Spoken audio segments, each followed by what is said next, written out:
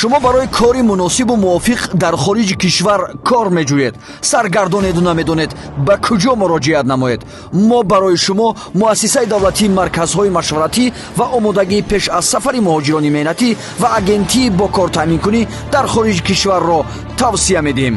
инҷо метавонед барои худ кор пайдо намоеду аз машвараташон ройгон баҳраёб гардед. ҳамзамон нафароне ки ба хотири кор кардану пайдо намудани он ба Федератсияи Россия азми сафар доранд, бо хушнудӣ хабар медиҳем ки акнун имкон доред ки аз хизматрасонии намояндагии корхонаи воҳиди давлатии Федералии хадамоти шиноснома ва раводиди Вазорати корҳои дохилии Федератсияи Россия дар шаҳри Душанбе истифода баред. дар инҷо шумо метавонед аз ба қайдгирии изи ангушт ва санҷиши манъи вуруд ба ҳудуди Федератсияи Россия гузашта бо дили пур сафар намоед. ин макон барои омодагии минбаъда ҷиҳати сафар намудан ба қалам